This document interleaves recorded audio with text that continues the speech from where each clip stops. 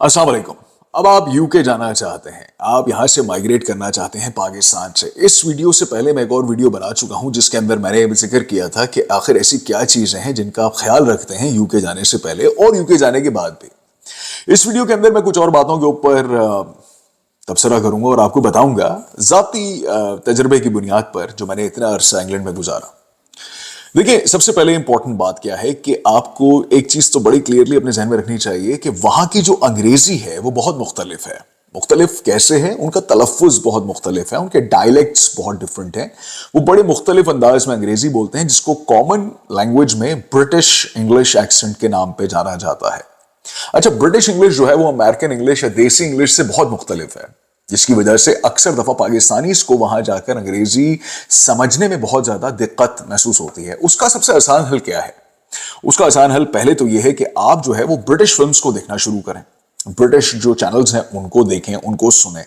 इससे क्या होता है कि जो वो कॉकनी एक्सेंट है या जो वो एक टिपिकल लंडनर एक्सेंट है या जो ब्रिटिश एक्सेंट है उससे कहीं कहीं आप फेमिलियराइज होना शुरू हो जाते हैं, विच इज वेरी इंपॉर्टेंट। क्योंकि अक्सर दफा जब मतलब मिसाल के तौर पर देखिएगा, जब मैं गया था तो इनिशियल डेज के ऊपर जो मेरी पहली जॉब इत्तेफाक से हो गई थी वो डोमिनोज पिज्जा के अंदर हुई थी और उसके अंदर मैं ऑर्डर्स ले रहा था फोन के ऊपर और I was also making the pizza as well at the same time.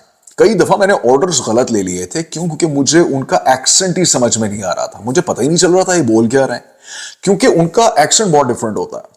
तो फिर उस सिचुएशन को ओवरकम करने के लिए मैंने फिर ज्यादा से ज्यादा अंग्रेज जो गोरे थे उनसे दोस्तियां करनी शुरू की और साथ साथ मैंने प्रोग्राम्स जो थे वो देखने शुरू किए ब्रिटिश एक्सेंट्स के अंदर। ये वो बातें थी जो शायद मुझे किसी ने उस वक्त बताई नहीं थी, लेकिन with the passage of time I understand, I realised कि these are the things that I need to understand before I embark on a bigger project. खैर, अब इसके बाद एक और जो गलती हम पाकिस्तानी नॉर्मली कर बैठते हैं वो ये कि हम जाके वहां पर पाकिस्तानी जो एरियाज हैं या जिन एरियाज में पाकिस्तानी ज्यादा रहते हैं वहां रहना शुरू कर देते हैं, या फिर हमारी कोशिश होती है कि हम वहां रहें। मिसाल के तौर पे अगर आप लंदन में हैं तो आप कोशिश करते हैं कि आपको ईस्ट लंदन, यानी कि जो आपका ईस्ट लंदन का एरिया, एल्फर्ड जगह, एक एल्फर्ड है, वॉल्थनस्टो वगैरह है, वहां पर आप रहने की कोशिश करते हैं क्योंकि वहां पर ज्यादा पाकिस्तानी हैं। या ग्रीन स्ट्रीट की तरफ रहने की कोशिश करते हैं, या अगर आप नॉर्थ वेस्ट की तरफ जाते हैं, मैनचेस्टर की तरफ, तो वहां पर आप एक इलाका है जिसको लॉन्ग साइड कहते हैं, लेमनज्यूम कहते हैं, आप वहां रहने की कोशिश करते हैं क्योंकि वहां पर पाकिस्तानी ज्यादा है। मैं जाती तौर पर इसके खिलाफ हूं क्योंकि मैं कोशिश ये करता था जब भी मैं इंग्लैंड में जो 3 मुल्क शहरों में मैं रहा, बर्मिंघम, मैनचेस्टर और लंदन, तो मेरी कोशिश होती थी कि मैं उन इलाकों में रहूं जहां पर देसी ना हो। क्यों? वजह सुन लीजिए। अगर मुझे वहां भी जाके पाकिस्तानी के साथ ही रहना था तो फिर मैं पाकिस्तान में ही रहता।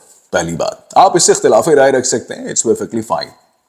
दूसरी बात, अगर मुझे वहां रहना है और वहां के तौर तरीके सीखने हैं तो मुझे वहां के लोकल्स के साथ दोस्ती करनी होगी, मुझे वहां का कल्चर समझना होगा, जस्ट टू मेक श्योर कि I get embedded properly in that culture। तो जाहिर सी बात है, do in Rome as the Romans do, it's a no brainer।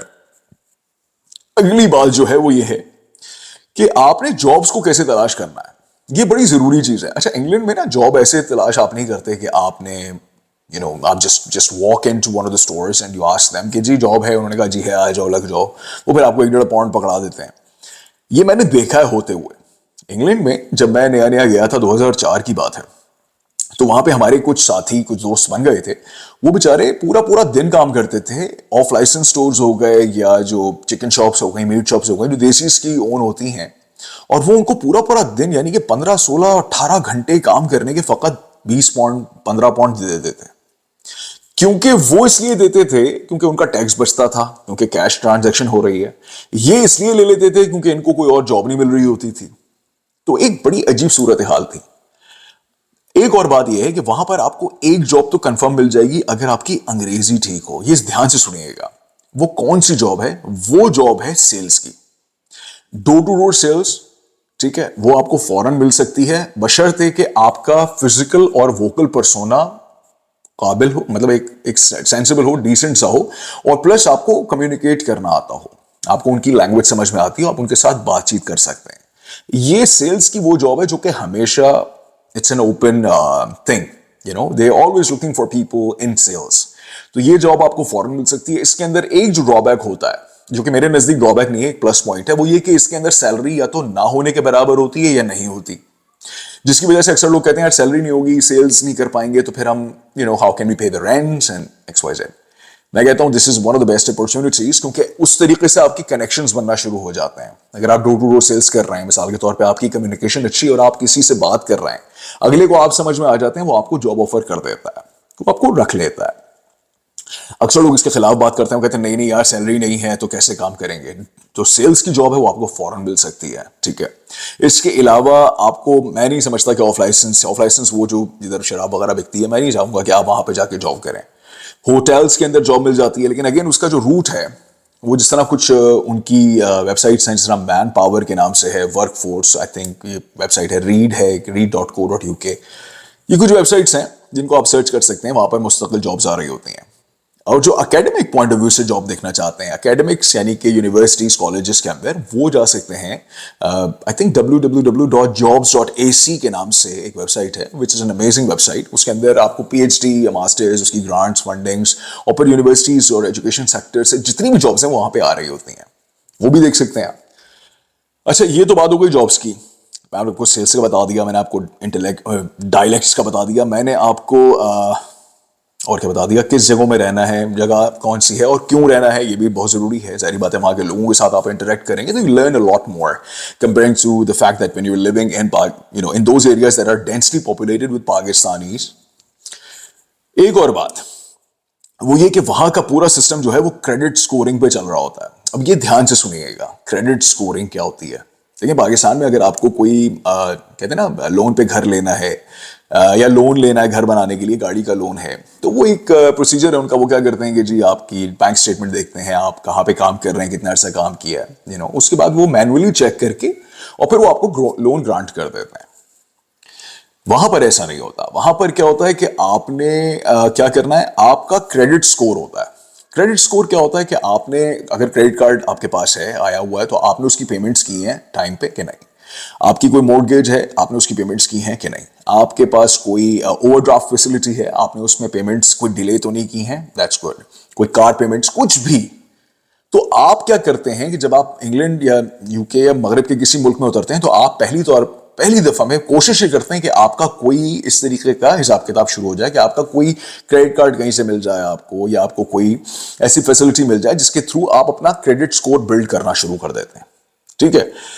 अक्सर लोग इसका नाजायज फायदा उठाते हैं। वो क्या करते हैं कि वो लोन्स निकाल लेते हैं या वो क्रेडिट कार्ड्स निकाल लेते हैं और उसके बाद उनकी पेमेंट्स नहीं करते, जिसके बाद उनको मसले शुरू हो जाते हैं, क्योंकि अब वो कहीं पे भी जाएंगे कुछ लेने के लिए, तो फिर लोग या कंपनीज जो हैं वो क्या करती हैं, ऑटोमेटिकली उनका सिस्टम ये डिटरमिन करता है कि either you should be given the loan और द फैसिलिटी और नॉट। तो वो क्या करते हैं, वो आपका नाम लेंगे, first name, last name, date of birth, ठीक है, वो सिस्टम पे चला देंगे। वो जैसे ही सिस्टम पे चलेगा तो सिस्टम ऑटोमेटिकली बता देगा कि आया आपको ये चीज देनी चाहिए या नहीं देनी चाहिए, ठीक है। अगर तो वो चीज सिस्टम पिक करता है और कहता है नहीं यार ये is a legitimate guy, get give this thing to him और हर, तो वो आपको दे देते हैं। लेकिन अगर आपकी क्रेडिट स्कोरिंग नहीं है, फॉर एग्जांपल आप कह रहे हैं यार मैं तो अभी आया हूं, मुझे तो पता ही कुछ नहीं है, तो फिर आप बैंक्स में जाते हैं और फिर उनको वो जो पोस्ट पेड या प्रीपेड कार्ड्स होते हैं आप वो उनसे लेते हैं और फिर आप उससे क्रेडिट स्कोरिंग अपना बिल्ड करना शुरू करते हैं, अपना अकाउंट हेल्दी रखते हैं, उसमें ट्रांजैक्शंस दिखाते हैं, ठीक है।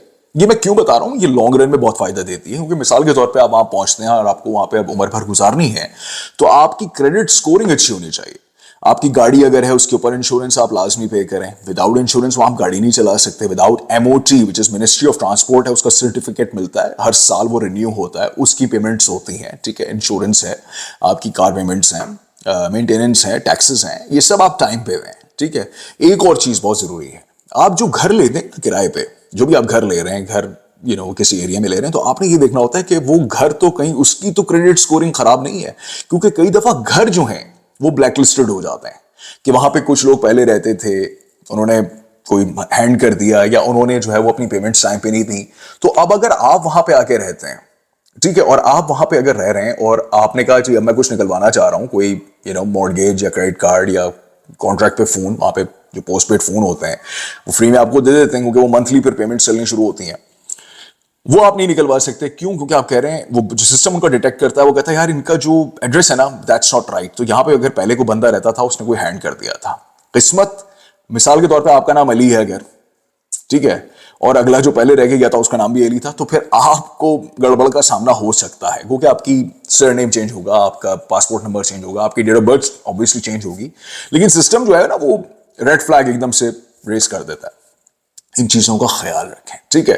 اس کے ساتھ ساتھ جب آپ نئے نئے وہاں پہ اترتے ہیں تو پھر آپ کو وہاں پہ نیشنل انشورنس نمبر لینا ہوتا ہے, which you can easily get from I think job center سے اس وقت ملتا تھا 2004 میں, ابھی کا مجھے نہیں پتا, but you can easily find that out on the websites کہ نیشنل انشورنس آپ کا ہونا چاہیے, NI نمبر جس کو کہتے ہیں.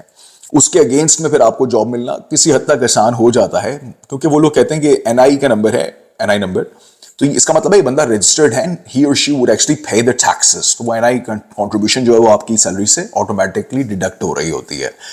Very crucial and very important, ٹھیک ہے. تو please make sure that you keep these things in mind. اور اگر کوئی اس طرح کی انفارمیشن آپ کو چاہیے مزید, you want to immigrate, you want to migrate to the UK, تو آپ مجھ سے بات کر سکتے ہیں. I'm actually doing these things on a regular basis to help the people out and to get them connected with those people who are bona fide and legitimate, جو کہ legit کام کر رہے ہیں, proper کام کر رہے ہیں انگلینڈ میں. تو I can connect you with these guys and they can easily make sure کہ آپ یہاں سے migrate کر جائیں انگلستان کی طرف, ٹھیک ہے. اگر مزید کوئی سوال ہو تو my inbox and comments are always open. You can drop me an inbox and we'll take it from there, ٹھیک ہے. تو فی امان اللہ, اپنا خیال رکھیے گا. پاکستان زندہ باد. اللہ حافظ.